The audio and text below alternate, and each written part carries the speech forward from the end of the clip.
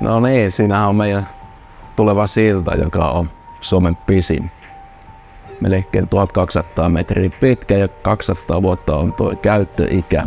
Pisin jänneväli on 260 metriä ja sitten muut on noilla välituilla rakennettu. Pylonin korkeus merenpinnasta 135 metriä ja tietenkin siellä meren alahi on varmaan semmoinen 20-30 metriä sitä veden alasta rakennettu. Sitten siinä on Kalasataman tornitalo vertauskuvana niin 134 metriä ja Olympiastadionin torni 72 metriä. On se valtava hanke ja valtava rakennus. Hienoa olla tekemässä tämmöistä. Minun elämäntilanne on tosi hyvä, että mä oon onnellinen ihminen. Mulla on vaimo, 2 lasta, 2 lastenlasta. On 44-vuotias kirvesmies Kuhmosta. Siinä työn ohella on hirveän paljon oppinut kaikkea uutta. Että alussa olin mylläri ja sitten tunkattiin Turussa hirveän paljon paaluja ja sitten kunnallistekniikkaa rupesin tekemään ja pikkuhiljaa sitten nämä kirvesmieshommat rupesi kiinnostaa ja työn ohella opin. Autoasenteja on oikealta ammatiltani, mutta työ on vienyt mukanaan ja nämä harrastukset on kotona myös. Työkaluja löytyy, mutta jonkun verran merenpohjasta, että ei ihan kaikki käsissä pysy. Minä reissumies olen Kuhmosta pitäen kuljen Helsinkiin tai minne ikinä työt onkaan, mutta aikanaan setäukko kysyi, että lähdetkö mukaan YIT:lle ja sitten on tällä taipaleella ollut sen jälkeen ja 4 päivästä viikkoa pääsääntöisesti pyrin tekemään, että perheelle jää sitten viikonloppuisin enempi aikaa. Mä oon YIT:llä varatyösuojeluvaltuutettu yrityskohtaisesti infrapuolella. Varamiehenä minä oon kalibrointikierroksia tehnyt kunnossapitokohteisiin tosi paljon, että kiertelen ympäri Suomea aina viikon 2 pömpsi otan kerralla ja kierrän ne ja mittaan siellä työturvallisuustasoa. Minulle on antanut uusia mahdollisuuksia ja mun työtä katkoi, tätä normaalia työtä katkoi, joka on tosi hyvä, että 24 vuotta, jos sä teet samaa, niin se tuntuu hyvältä, että sä pääset välillä muualle ja muiden ihmisten kanssa juttelemaan. Siellä on koiraoksennuspaikkoja ja sitten on tosi hyvin hoidettuja paikkoja. Minusta se on ilmainen mainos firmalle, että työmaa on siisti. Kulttuuria on rakennusalalla muuttunut, mutta kyllä täällä silti luonnetta tarvitaan, että onhan tää semmoinen äijäala. Voihan se olla muuttunut sen takia, kun naisia on tullut, mutta minä veikkaan myös, että maailman tämä meno on muuttunut niin paljon, että se muuttaa tätä rakennusmaailmaakin. Jos mä saisin työmaalla päättää asioita, mitä mä tekisin, niin mä tekisin aina muotteja. Puumuotteja ja purkasin niitä, kun on valut tehty, niin se olisi hienon näköistä nähdä omaa pintaa, mitä sinne on tehty. Syksyisin sitten lähden metsälle ja vaimo lähtee monesti mukaan ja tytöt lähti pienenä hirvipassiin ja kalareissuja teen paljon, että käyn pellossa nousulohta soutamassa ja vetouistelen sitten Kuhmossa päin. Mä oon kyllä tunteellinen mies, että Forest Gumpin jos katon, tai ensimmäisiä kertoja katon, niin kyllä kyynelle tuli poskelle ja viime viikon loppuna oli lapsen kanssa kaupassa ja ostin hänelle jäätelön, niin se sanoi, ukki, minä rakastan sinua. Sitten ikävä kyllä tämä ala on mennyt vähän siihen, että olemme ison firman ihmisiä, niin sitten me palvellaan myös näitä urakoitsijoita, että annettaisiin meidän omien tehdä myös näitä hommia, kun me osaattaa ja olla, ja jälki on varmasti parempi.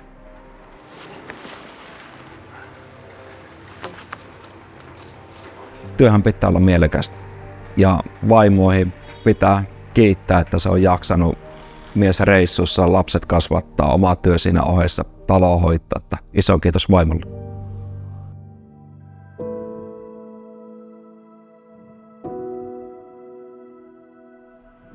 Rakennusala on luontaisesti maailmantalouden kuumemittari.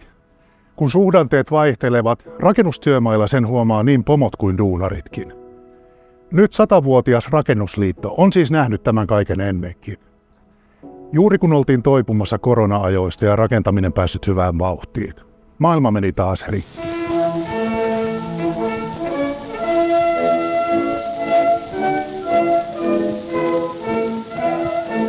Rakennusalan työntekijät olivat järjestäytymisen pioneereja.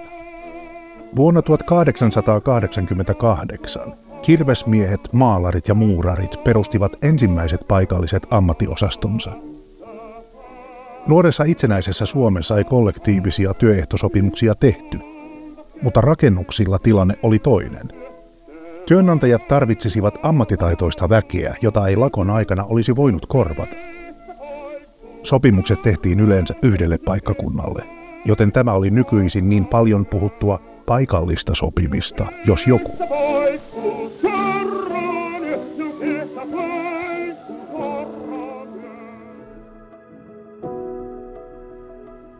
Kun Rakennusliitto oli perustettu vuonna 1924, globaalit tuulet puhalsivat voimakkaasti. Hyvään alkuun päässyt itsenäisen Suomen rakentaminen kohtasi vaikeuksia suuren laman rantautuessa tänne Niemellekin. 30-luvun voimakas oikeistosuuntaus rampautti liiton toimintaa monin tavoin. Liiton jäsenten palkat laskivat tuolloin 10–15%, ja 65% koko väestä oli työttömänä vuonna 1932. Talvisodan aikana kansalaissodan jakama kansa yhdistyi, ja niin sanotussa tammikuun kihlauksessa työnantajat ja työntekijät hyväksyivät toisensa neuvottelukumppaneina. Ensimmäinen koko maan kattava työehtosopimus rakennusalalle hyväksyttiin heinäkuussa 1945. Rakennustyöläisten liitto kehitti organisaatiota 40-luvun lopulta lähtien. Jäsenmaksuksi sovittiin 1% palkasta, ja 15% näistä tuloista talletettiin työttömyyskassaan. Jo 1920-luvulla perustettu liiton oma lehti alkoi jälleen ilmestyä säännöllisesti, ja jäsenistön ääntä kuunneltiin ammattiryhmäkokouksissa. 60-luvun alussa Rakennusliitto oli SAK:n suurin liitto. Rakentamisen nopeuttamiseksi ja kustannusten vähentämiseksi betoni- ja elementtirakentaminen yleistyi, ja se tuli muotiin myös arvorakennuksissa, kuten Helsingin yliopiston Portaania-rakennuksessa vuonna 1957. 60-luvulla pystyttiin nopeasti vastaamaan maaltamuuttajien valtavaan asunnon tarpeeseen kaupungeissa. Rakennettiin paljon ja isoa.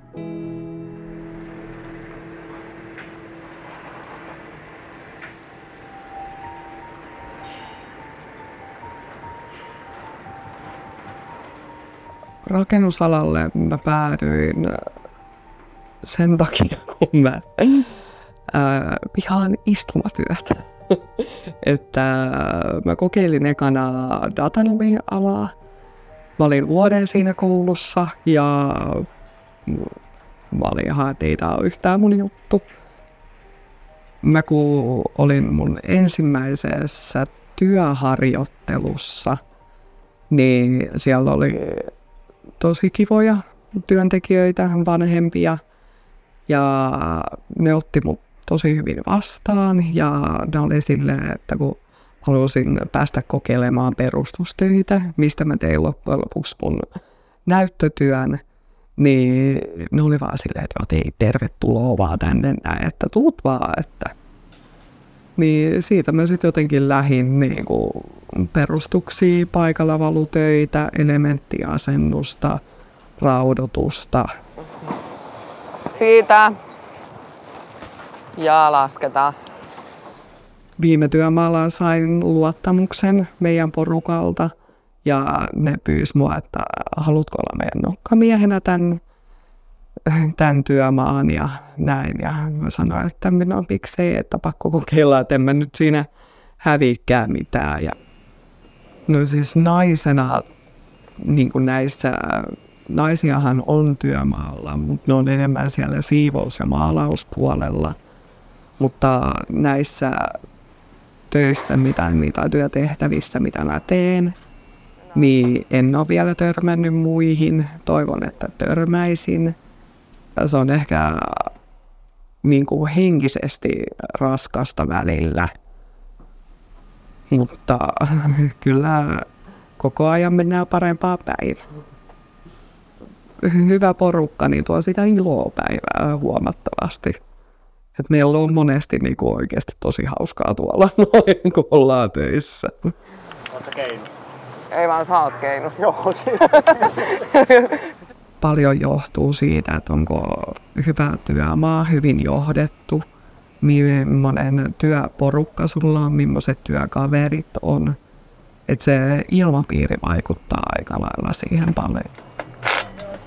Mä toivoisin, että tänne tulisi lisää naisia ja täytyy niitä ylipäätään nuoria.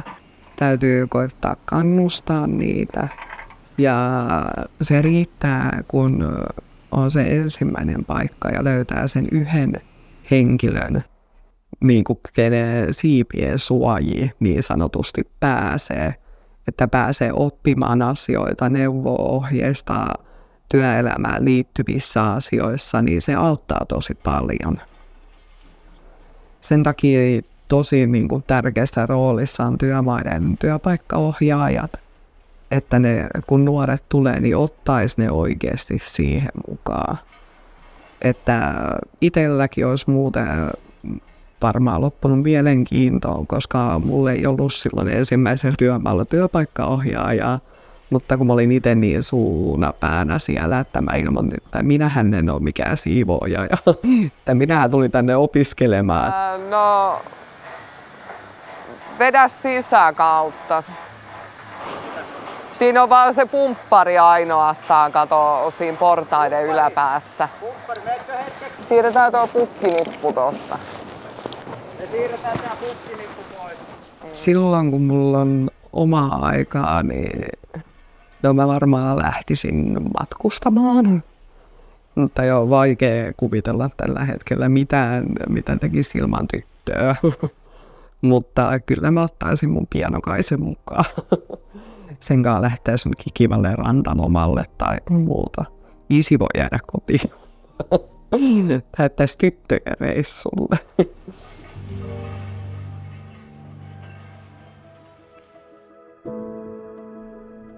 60-luvulla jäsenistöään kasvattanut vaikutusvaltainen rakennusliitto oli ratkomassa maaltamuuton ja suurten ikäluokkien tuomia työvoimapoliittisia tarpeita. Tuli 3 merkittävää uudistusta. Työeläkelait, sairausvakuutus sekä työviikon lyhentyminen 40-tuntiseksi. Rakennusliitto oli vahvasti muokkaamassa myös työsopimuslain uudistusta 70-luvun taitteessa. Työnantajan on noudatettava niitä palkkaehtoja, jotka on mainittu alan valtakunnallisessa työehtosopimuksessa. Niin lukee lopullisessa laissa. Ja se on ollut yksi Suomen työelämän kivijaloista aina viime vuosiin asti.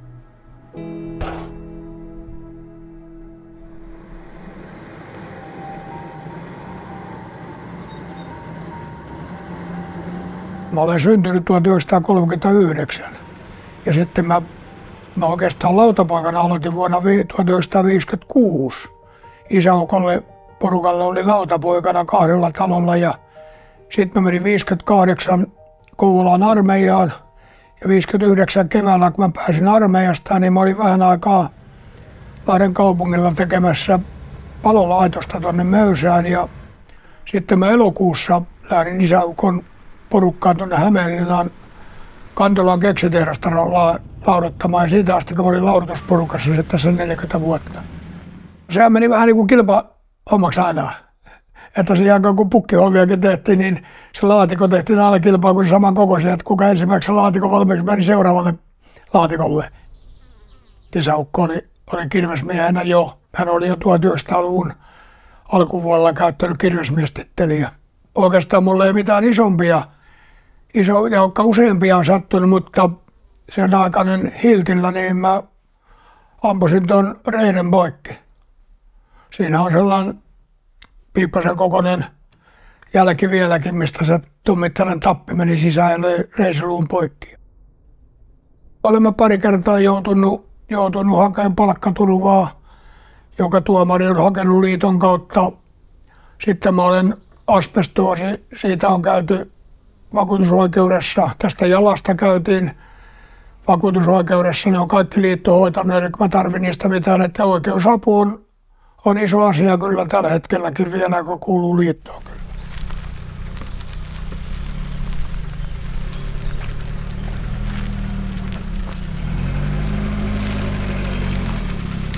Tämä on sellainen tällä ei ole tehty niin kuin mitään, että tämä on ihan ollut ajokuntoinen joku tullut, että ne on kaikki muut autot, mitä löytyy meiltä, niin niille on tarvittu vähän enempi askarrella. Että.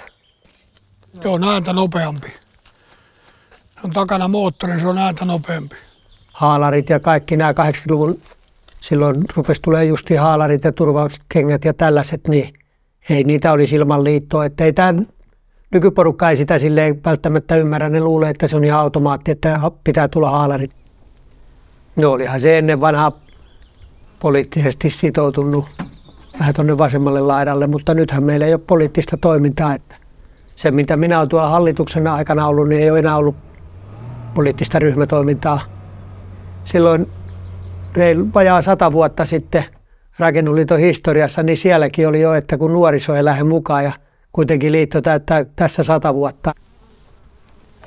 No mulla on sormet ja varpaat jäätyalta aika yksikön, niin se on niin kuin pakkasella ulko-ommissa, jos ei niitä saa kunnolla heti lämpöiseksi, niin niiden kanssa on ikävää.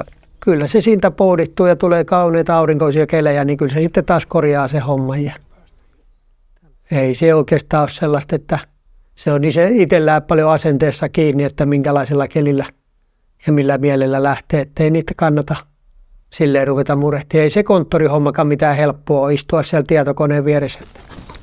Hyvä.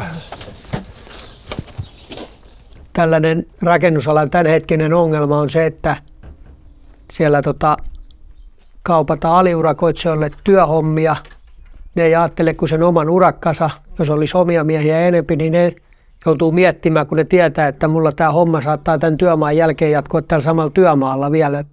Pestarin pitäisi elää siitä työmaata vähintään 2 viikkoa etukäteen, että se osaisi tilata tavaraa ja kaikki. Että nyt ne sanoo, että nyt lähdetään tuohon hommaan ja sitten no onko täällä sitä ja sitä tavaraa, niin ne rupeaa, että ai niin, pitääkin tilata. Että sitten taas vartutaan ja jammaillaan ja sitten ruvetaan sanoa, että aikataulu ei pidä, niin kyllähän sitten helppo olisi tehdä, jos olisi heti alusta pitää materiaali siihen.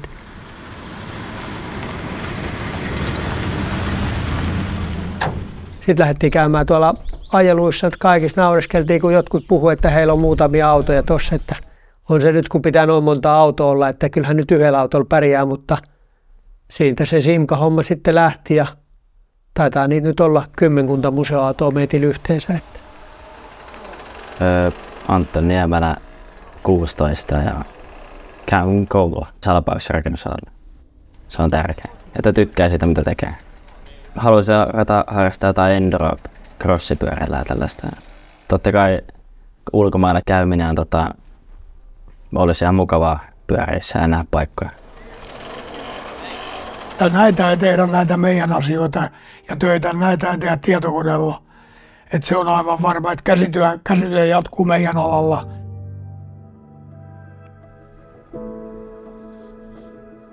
Meistä monella on ikävästi muistissa 90-luvun lama. Nuoremmillakin, ehkä lapsuusmuistoissa, sillä niin monen perheeseen se vaikutti.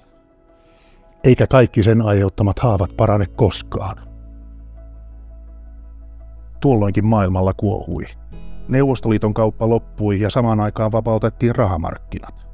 Holtiton luotonanto johti vakaviin seurauksiin niin yksilötasolla kuin yhteiskunnassa. Työttömistä tuli Rakennusliitonkin suurin ammattiryhmä. Lamaan syyllisiä on etsitty ja löydettykin, mutta kärsijöiksi joutui muun muassa suuri joukko rakennusalan väkeä. Itärajan avautuminen ja tarve rakennuskustannusten voimakkaaseen vähentämiseen toi tullessaan aliurakoinnin lisääntymisen ja ulkomaisen työvoiman, jonka työehdot ja olosuhteet ovat edelleen otsikoiden aiheita.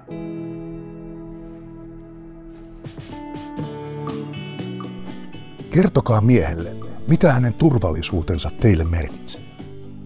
Kertokaa hänelle, mitä ajattelette aamuisin hänen työhön lähtiessään tai illalla palatessaan, terveenä ja kunnossa. Kertokaa hänelle lapsistanne, jotka odottavat häntä kotiin. Kertokaa, mitä turvallisuuden tunne naiselle merkitsee. Ehkä ette halua puuttua asioihin, jotka koskevat hänen työtään, mutta tehkää silti tämä poikkeus. Kertokaa hänelle uposafa suojakypärästä ja tehokkaasta suojasta, jonka se antaa erilaisiin päähän kohdistuvia iskuja vastaan. Kertokaa tästä kaikesta, vaikka jo tänä iltana. Noin vain, omalla tavallanne. Meistä tuntuu, että hän kuuntelee teitä. Näin puhutteli rakennusmiesten rouvia Upon kypärämainos vuodelta 1969. Ne jääräpäiset körilät, kun olivat valmiit menemään lakkoonkin, ettei tarvitsisi kypärää koko päivää pitää. Mutta nyt ovat kypärät parantuneet ja tilastot puhuvat puolestaan. Kypärä säästää ihmishenkiä. Joka vuosi.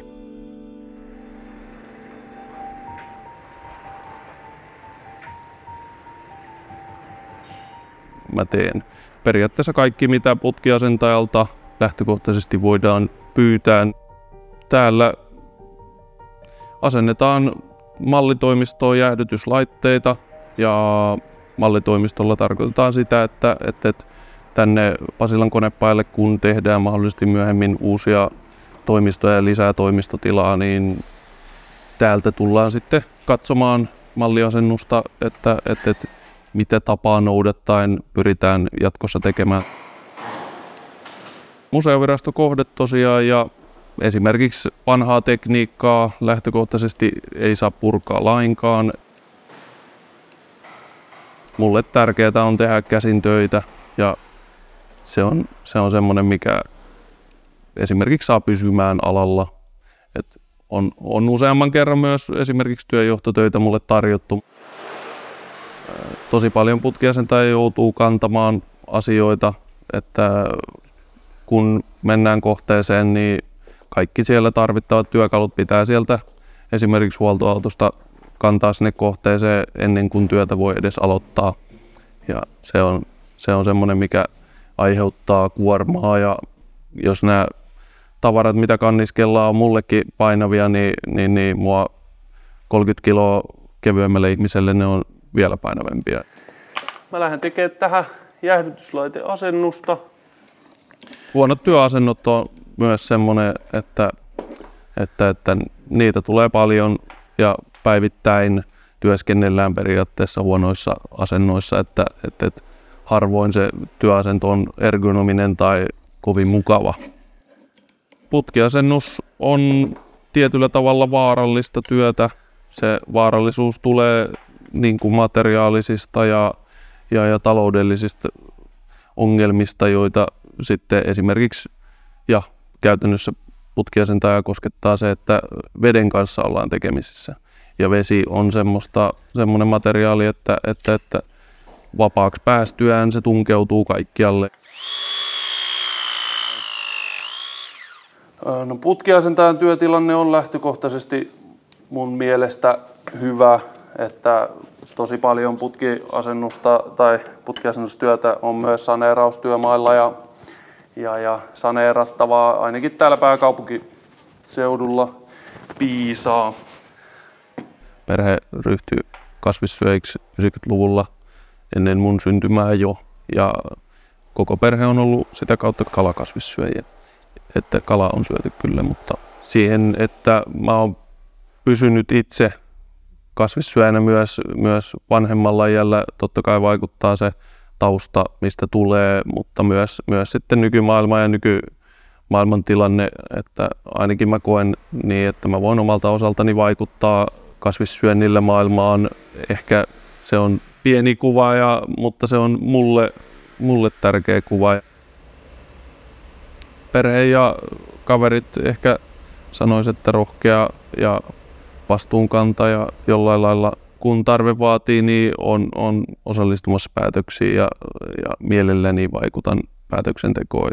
Ja se on ehkä vaikuttanut myös mulla siihen, että on päätynyt työn kautta vastuutehtäviin esimerkiksi pääluottamusmieheksi ja työsuojeluvaltuutetuksi nykyisessä työpaikassa.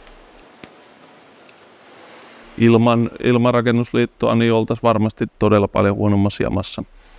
Ja siitä iso kiitos myös menneille sukupolville, jotka on Rakennusliitossa ollut töissä ja samoin myös niin kuin edellisille putkiasentajasukupolville, jotka on sitten ollut mukana lakoissa ja kaiken näköisessä tämmöisessä toiminnassa. Ja nyt on jollain lailla minun sukupolven vuoro kantaa sitä patukkaa siitä, että nyt pyritään omalla osallamme tekemään rakennusalasta parempi. Työturvallisuuslaki säädettiin jo vuonna 1931, mutta se ei juuri muuttanut olosuhteita usein vaarallisilla työmailla.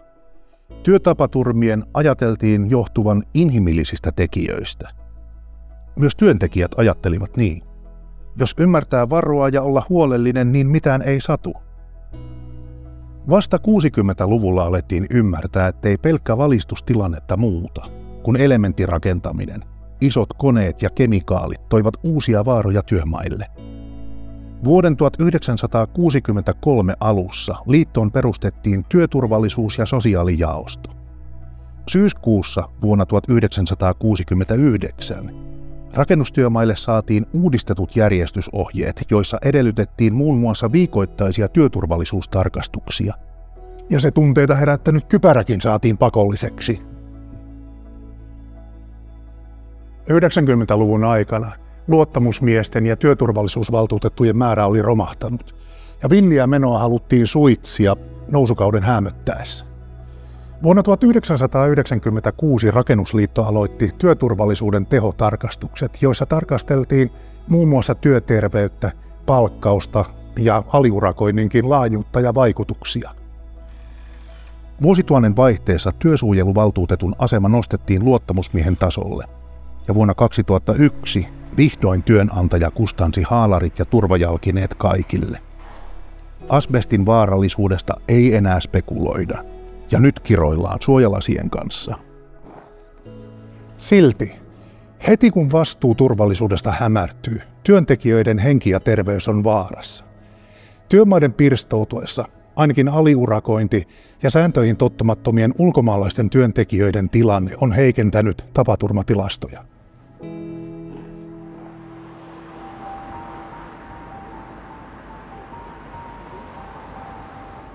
Aikaisemmin siis kouluttautunut merkonomiksi ja tein toimistotöitä siinä joku 5-6 vuotta. Mulla oli ehkä semmoinen hetki, että mä en halunnut enää jatkaa siinä mun silloisessa työssä. Sitten mä selvittelin ja lähdin opiskelemaan pintakäsittelytutkintoa aikuiskoulutuksena. No mä tykkään, että tää on fyysistä ja sitten se, että työmaat vaihtuu ja työtehtävät vaihtuu, saattaa päivänkin aikana vaihtua. Kyllä työturvallisuus on mennyt aika paljon eteenpäin siinä aikana, että silloin kun tuli alalle, niin ei esimerkiksi kypäriä käytetty kauheastikaan. Ja sitten tietysti toi pölyhallinta oli ihan erilaista, että mitä se on tänä päivänä, että pitää olla kohdepoistot ja näin. Että ne on mun mielestä isoimmat asiat, mitkä on muuttunut, että työturvallisuus. Henkilökohtaisesti vielä se, että se on itselle tuonut sellaisen uuden ulottuvuuden tähän mun omaan työhön, niin se luottarihomma. Se on ollut tosi mielenkiintoista ja haastavaa silleen sopivasti. Että olen kyllä tyytyväinen, että lähdin. Me kierretään Piritan kanssa meidän firman työmaita läpi tapaamassa meidän työntekijöitä, eli meidän työkavereita. Ja ihan vaan tsekataan, että mitä kuuluu ja miten menee ja katsellaan samalla vähän, että työolosuhteet on siellä ja kunnossa. Ja samalla sitten tiedotetaan ajankohtaisista asioista, että mitä me ollaan vaikka keskusteltu meidän firman johdon kanssa. Siis sille ainakin muissa maalausfirmoissa, niin mitä mä oon kuullut, niin muut ei kyllä ehkä tee tällaisia kierroksia. Että ehkä tää voisi olla sellainen, mitä voisi varjoida. No mä haluaisin opiskella sosiaalitieteitä tai sosiaalityötä. Ajatuksena kiva yhdistää sitten sitä sellaista yleisempää yhteiskuntatietoutta ja vaikka työhyvinvointia ja edistää sitä sitten Miksei rakennusalallakin? Sehän olisi aika ihanteellinen. No jos meillä on vaikka työnantajan kanssa joku tapaaminen, niin sitten sitä itse miettii mielestä, että sit mä sanon näin ja sitten se etenee näin ja sitten se ei etenekään silleen, kun oli ajatellut, niin sitten se on ehkä välillä turhauttavaa. Ja sitten huomaa sen sellaisen just, että no niin, tietysti kun itse voi luotella niitä epäkohtia, niin sitten ei tietenkään ne niinku muutu silleen näin. Että sitten siinä pitää olla kärsivällinen. Sama myös liiton niinku toiminnassa, kun on aktiivinen, että pitää olla sitten malttia. Varmaan kaikessa.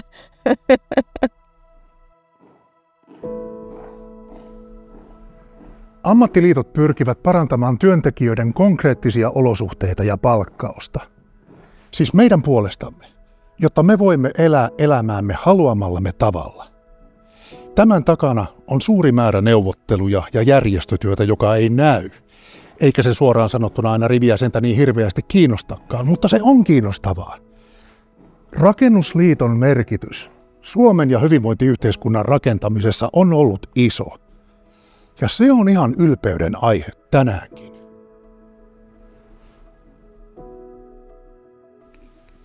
Kyllä yleissitovuuden kannatus on tällä hetkellä työntekijäpuolella erittäin vahva, eli ollaan sitä mieltä, että tämä on aivan keskeisimpiä pykäliä koko Suomen työlainsäädännössä, ja tätä ei missään tapauksessa pidä mennä vaurioittamaan tai heikentämään. Ja se on akuutti asia. Jos ajatellaan esimerkiksi rakennusalaa, siellä on erittäin paljon ulkomaista työvoimaa. Eihän ne ole, ne on usein ulkomaisten firmojen palveluksessa. Ja eihän niillä ole mitään suojaa, jos yleissitovuutta ei ole. Nykyisen hallituksen ohjelmassa on montakin moitittavaa. Siinä puututaan aivan olennaiseen niin kuin kansalaisyhteiskunnan toimintaoikeuteen, eli työtaisteluoikeuteen, tavalla, joka ei kyllä kuulu länsimaisen demokratia-ajatteluun. Työkunta on esimerkiksi 10 miehen ryhmä. Niin se ottaa, siinä on nokkamies, joka tietenkin on päänäpäsvärinä siinä kaikissa hommassa. Ja se on tehokas, koska ne itse kaikki sisäistää se, että näin pitää tehdä, muuten tässä ei pärjätä.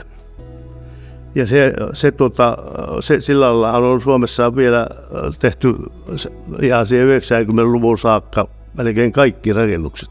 Lama oli jo semmoinen taitekohda, missä muuttui tämä työtavat ja työmenetelmät. Vuokratyöntekijänä oleminen on monelle vapaaehtoista. Moni tykkää siitä, että pystyy sanomaan myöskin ei, jos ei halua tai on jotain muita esteitä työlle. Osa kokee sen tosi stressaavana. Osan mielestä tämä on niin järjettömyyden multihuipentuma, että tämmöistä voi edes tehdä ihmiset työkseen. Mutta mulle tämä on sopinut. AY-liikkeen kannaltahan se oli hyvin dramaattista aikaa sen vuoksi, että meillä oli porvarienemmistöinen Ahon johtama hallitus ja sehän lähti työnantajapuolen kanssa ja nimenomaan työnantajan keskusliitossa se kirjoitettiin se niin sanottujen saatanallisten säkeiden 20 kohdan ohjelma ajamaan alas meidän työoikeusjärjestelmää. Ja taistelu tavallaan niiden pelastamiseksi, niin sehän jäi AY-liikkeen harteille. Ja jotenkin mä haluan uskoa siihen, että tämä taantuman jälkeen, niin että me mentäisiin terveempään suuntaan, että vihdoin ymmärrettäisiin se, että halvalla ei saa hyvää ja yhteiskunnalle pitää maksaa, mitä yhteiskunnalle kuuluu ja työntekijälle se, mikä työntekijälle kuuluu. Että toivoisin, että oltaisiin jotakin opittu. Järjestöt sitten aika usein kärjistää keskinäisiä välejä ja tekevät itseään tarpeelliseksi. Kun mä sitten sanoin puheenjohtaja Ihalaiselle SAK-hallituksen kokouksessa, että ei tämä voi jäädä tähän, että tässä on nyt niin kuin, rakennusala erityisesti ja sen työttömyyskassatoiminta on pahasti uhattuna, että minusta on lähettävä vielä kerran neuvottelemaan hallituksen kanssa siitä, että tämä tasausrahajärjestelmä saadaan sovittua. Ja Lauri sanoi, että joo, hän lähtee vielä kerran. Ja sitten myös jouduttu jäseniltä keräämään jäsenmaksuina joka vuosi about 70 miljoonaa ja risat, jos sitä ei olisi tullut. Mä tajusin sen erittäin hyvin, että tämä oli todella kova juttu. Ei ole väliaikainen ilmiö, tulee lisääntymään ihan valtavasti. tämmöiset lamat ja tämmöiset alamäet, kun pakottaa yritysten irtisanomaan työntekijöitään, se pistää ne myöskin miettimään tulevaisuutta. Kannattaako ottaa omia työntekijöitä? Ihmiset, sen kovin nuoret kuin vanhatkaan, niin eivät halua tapella. Eivätkä halua riidellä työelämässä. Päinvastoin, ainakin tällä alalla, vaikka joskus historiassa muuta on väitetty, ehkä muista syistä, ihmiset haluavat tehdä työnantajalleen hyvää duunia ja tehokkaasti. Oli vähän näin, että minkä jutun Rakennusliitto ajoi työtuomioistuimessa, niin sen se voitti. Persettä penkkiin retoriikka alkaa olla todellakin sitä vanhaa, ja sen kaltaisessa projekteissa ei välttämättä haluta olla mukana. Mä muistankin yhdenkin, se oli pannut minut niin mustalle listalle, että hän ei meidän kanssa tehdä. Sitten he soitti, että nyt hän olisi täällä kohdassa, se oli silloin 93. Täällä olisi kohde, että minä sitten hän olisi pannut minut mustalle listalle. Sanoit, että ei, et ole enää. Mä että nyt sinä olet minun listalla, nyt. Työt jatkuu ja edunvalvontaa, se on se pääasia. Meidän kaikkien työsopimukset ja työsuhteet ja niihin liittyvät asiat. Rakennusalalla on totuttu sen säännölliseen epäsäännöllisyyteen ja on hyviä aikoja ja huonoja aikoja. On kaikenlaista lieveilmiötä. Mä haluaisin sanoa, että yksi, joka on vakaa ja pysyy, on Rakennusliitto. Me ollaan auttamassa jäseniä, me vaikutetaan politiikassa, työmarkkinoilla ja ollaan ihmisten tukena näissä arjen asioissa ja työasioissa.